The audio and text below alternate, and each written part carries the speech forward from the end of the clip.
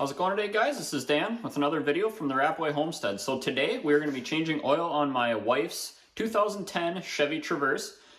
This process should be the same through 2009 all the way up to 2017, I believe. But again, this one is a 2010. Before we get started, I just want to say thank you to all my new subscribers. Several of you have come over from the trailer light wiring video, as well as from some of the kids' ATV carburetor service videos. So if you wouldn't mind and this is the first time you're seeing me, please throw me a like and subscribe. That would be great. I'm really trying to build this channel up. I'm going to get back to posting some more videos on how to do certain things in the garage to help save you guys some money. So let's get started here. So first we're going to go over how to do the oil change and a few of the things you're going to need. After we get the oil change done, if you want to stick around, I'm going to go over a few of the things that we're going to do, or that I like to do on these vehicles anytime I do an oil change, just to make sure that things are good to go and just kind of give it a good once over. But we'll get the oil change done for you guys that are here just to see how to do the oil change. So the first thing that you're going to see is what we're going to need to actually get this job accomplished. All right, so here's the items you're going to need. You're going to need a 15 millimeter wrench, box end wrench. You're going to need a oil filter wrench that fits the oil filter that you're going to be working with. I like these Blue Point oil filter wrenches. If you're looking to go out and buy one, maybe this is the first time you're doing this. Main reason is they've got some texturing or some texturing on the inside. Helps you get a good bite down that oil filter, especially if you weren't the last one to do it. And the last person that did tighten the crap out of it, you'll be able to get it loose. The next thing is obviously you're going to need some towels. I don't care how good you are at doing oil changes, you're going to make a little bit of a mess. This vehicle requires in the Wix oil filter. I like to run a Wix good quality filter. And if you do, this one requires the 57060 oil filter. You're also going to need 6 quarts. This vehicle calls for 5.5 quarts of oil with a filter. I like to run Mobil 1 in all my equipment. I've had great luck with it. It obviously is a full synthetic, and this vehicle requires a 5W30. Also, a few things you're going to need, I have on the floor here, is you're going to need a floor jack. This is plenty big enough floor jack to get this job done. You can even do it with one of the smaller ones. But this one works out well. I like to throw a 2x4 underneath the back tire just to make sure it doesn't roll away, and then a jack stand for a backup to the floor jack, just in case that floor jack was to fail, you don't get this vehicle falling on your head. So let's get started here. First thing we're going to do is go ahead and put that piece of wood behind the rear tire. All right, so I just like to put a piece of wood behind the rear tire here. You can use the fancy real piece or wheel chocks. I just use the 2x4, it works just fine. Technically, you shouldn't even really need it, but again, for safety.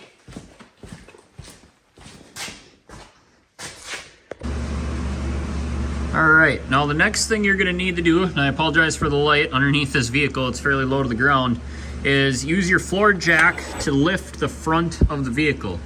Now I like to go, if you look right in the center of the vehicle here, there's a main brace that runs across, big chunk of steel. You wanna go with something heavy.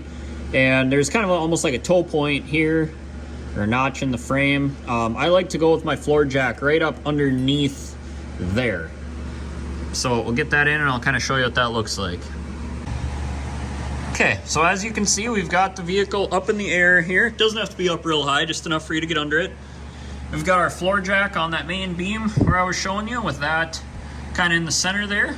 And then I like to leave it a little off to the side, I guess, so we have room to put our jack stand here. And again, this is just a backup for the floor jack in case this were to fail. The jack stand will catch it. This doesn't have to be tight, or at least I don't. Just kind of put it under there as a backup, basically. So now we're ready to get the oil draining. All right, guys, so we're up underneath the vehicle here. Back behind me is the front of the vehicle. You can see our jack stand here. And right here is going to be the drain for the oil. This is what you're going to need to use your 15 millimeter wrench on. So again, kind of a wave view. It's up in this cutout, kind of a skid plate here. It's up inside of there. So if you look, when you crawl under and you're looking from the front of the vehicle back in, it's up underneath this guy right here. in this cutout, you can actually see it's right here. This is going to be on the passenger side of the vehicle. And yeah, it's right there. So we'll get it drained. The one thing I did forget to talk about is you're obviously going to need an oil drain pan, unless you want to drain it on the floor and use a pail of floor dry. Otherwise, you're gonna need a drain pan. So we'll go ahead and get that oil drain in, and we'll go from there. Okay, so as you can see, we've got our oil draining. We've got our oil drain plug here. This is a magnet, so you want to make sure that's clean. I actually had to replace this guy last time I did an oil change. It's kind of a plastic crush ring was damaged, and they didn't sell that at the parts store. They sold a whole new one. So either way, but this one's clean. But if it's not, make sure you clean any debris off there. This is a good time to pay attention. If you find big flakes, metal chunks on here, you obviously have a significant problem. But yeah, this one's all, let it focus. This one's all clean, ready to rock and roll. So there's no sense on rushing it draining. You can go ahead and just let it sit for a little while. With the vehicle leaned back the way it is, the oil will run to that drain there. So now we'll go top side, and we'll do the oil filter. For that, we actually need to open the hood and kind of go from on top.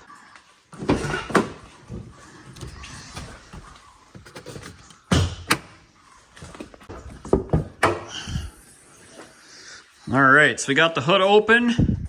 Now looking down is where it can be kind of fun, and the engineers and mechanics don't get along. All right, so with the hood open here, we're looking down. This is going to be on the passenger side. If you look in, you can see, try to stay out of my own light here. You can see the dipstick here, exhaust here. This guy right here, which is hard to see, pointing to right there, is going to be your oil filter. Now when you loosen it, it's lefty-loosey, righty-tighty, so you're going to want to put your oil filter wrench on, and the wrench is going to get pushed towards the passenger side of the vehicle. It can be kind of weird when you're reaching way down like this, but that's how it'll work. So I'll see if I can get this on camera here.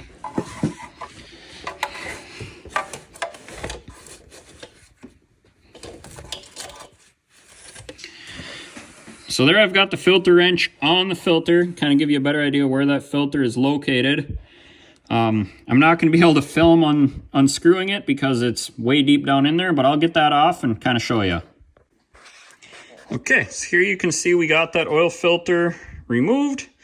Now it's always a good idea to verify that the number that's on the outside of the filter matches what you purchased. So again, this is a 57060. That's the same as what we purchased.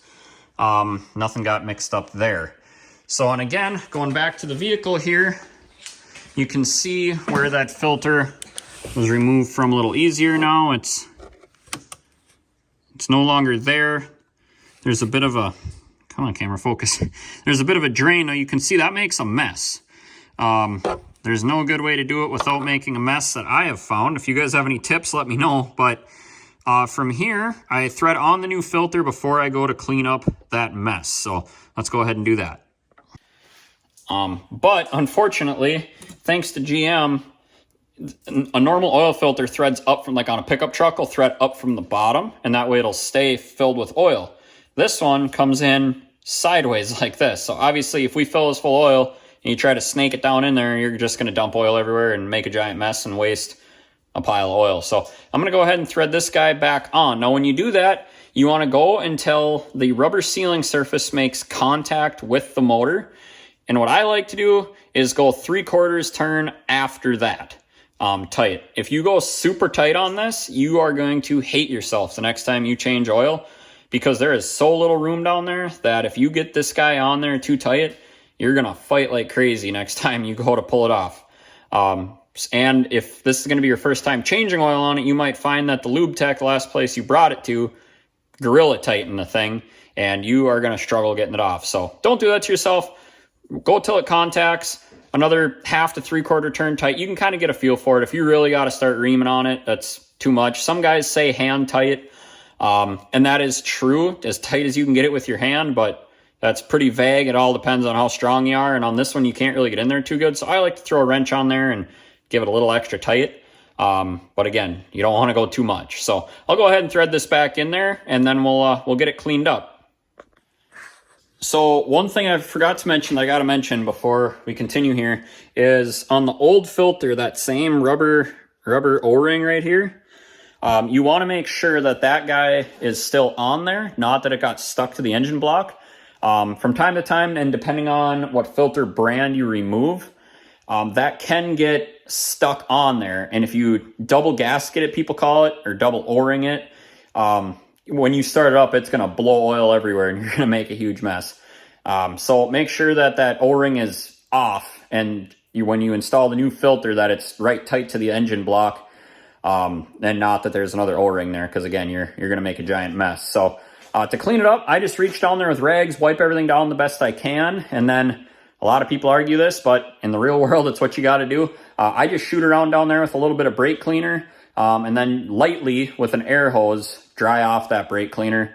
If you're real sensitive to the smell of brake cleaner and that bothers you, you can go ahead and use any other degreaser and rinse it out with the garden hose. The only problem with that is we don't have oil back in this vehicle, and there is not the drain plug in the bottom. So you got to wait to clean it up until you're basically all done. I don't like to do that. So I'm going to go ahead and get that job done, and then we'll go from there. All right, so back under the vehicle here, you can see our oil is done draining. Did make a little mess with draining that oil filter, but that's just going to happen. That's just part of the fun. So now we're going to go ahead. Again, this guy's nice and clean, making sure this gasket isn't torn. It's in good shape. These plastic ones will like to crack. It's not a bad idea to have one on hand. But yeah, we'll go ahead and thread this guy back in, and then we'll lower the vehicle back down and put oil in it. So here we go. All right, so looking at the top of the vehicle here, here's our oil fill. I like to go ahead and wipe around this with a rag real good to make sure you're not going to get any contaminants in there. So there's our oil fill. Looking across, here is our coolant for this vehicle. There's a full line down there. It's a good time to check that. This is full. Windshield washer fluid I will be topping off. Looks like it's a little bit low, so we'll add to that for the wife so she's ready to rock and roll. And then here we've got our brake fluid.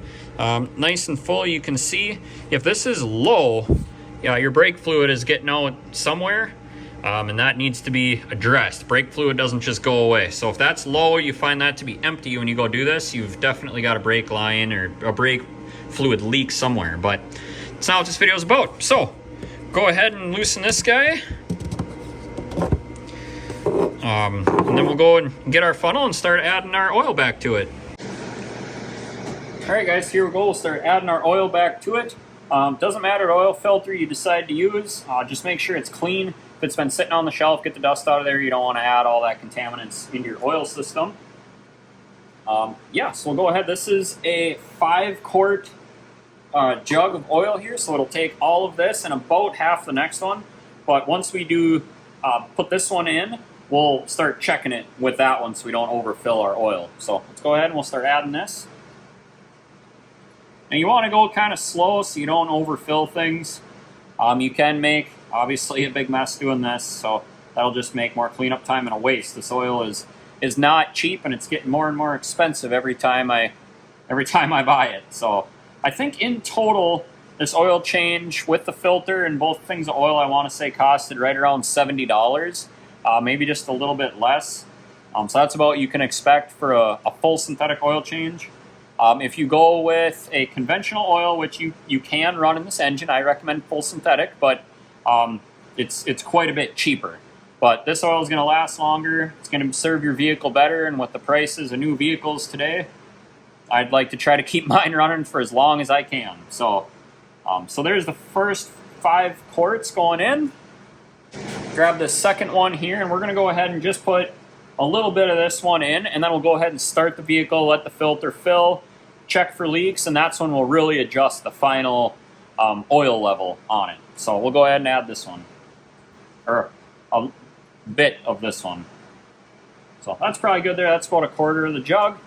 Grab yourself a paper towel to kind of catch any of the remnants here when you go to pull this out. You don't want to start it with your funnel in. So we'll go ahead and set this on the workbench. We'll put our oil fill cap back in, and we'll go ahead and we'll start it up.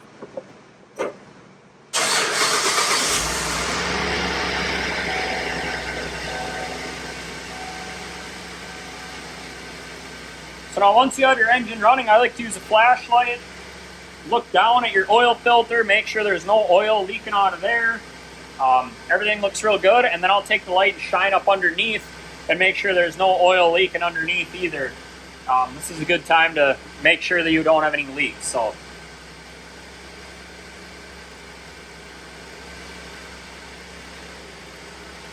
all right, so we've got no oil leaks. This should have been plenty of time now for that filter to go ahead and fill up, so I'm going to go and shut it down and we'll check our oil level.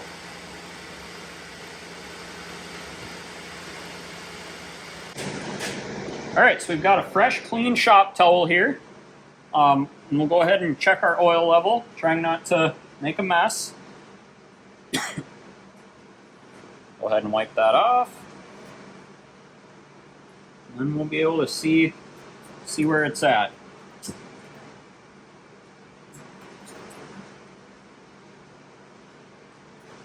So I don't know if the camera will pick it up, but we're right down. Let's see if the camera will focus on that. So you can see we're right towards that bottom dot. So that's going to require obviously more oil. So we'll go ahead and we'll add more and check it again.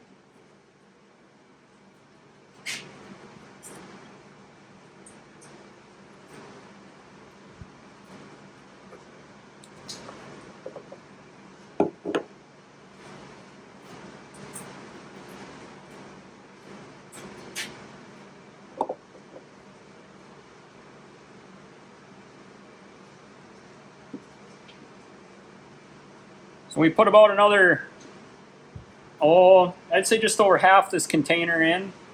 So that should bring us up to our full line.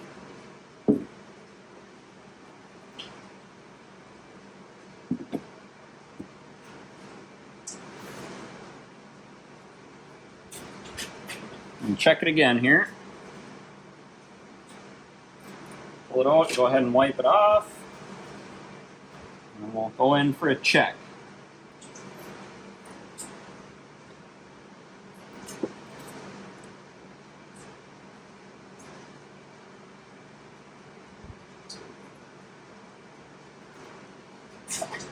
So see if the camera will pick it up. Yep, so you can see the oil ends right at that dot. So that's perfect full right there, which is how much oil it should have taken. So now our oil change is done. We'll go ahead and wipe this off again with our clean rag.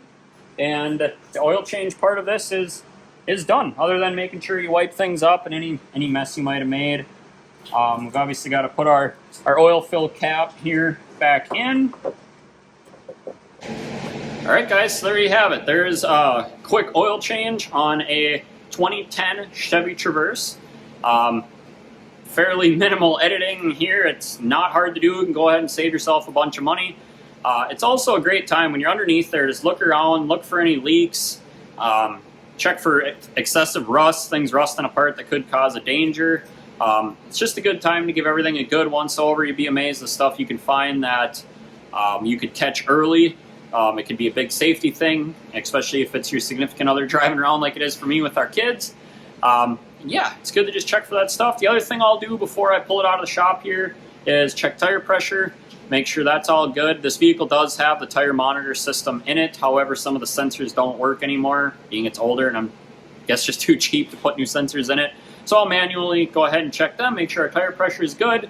I always take it for a drive around the block after I'm done. I rarely ever drive this vehicle, so I just like to take it for a drive, make sure I don't hear any things squeaking or making weird noises that are of a concern. But yeah, so that's it. Thanks for hanging out with me today. If you wouldn't mind giving this video a like and a subscribe, it doesn't cost anything to do it, and it certainly helps me out. And drop a comment if there's any tips or tricks you guys have, especially with that oil filter, so that don't make a mess, because that makes a mess every time for me. I think it's just the way it is. But until next time, guys, you have a good one.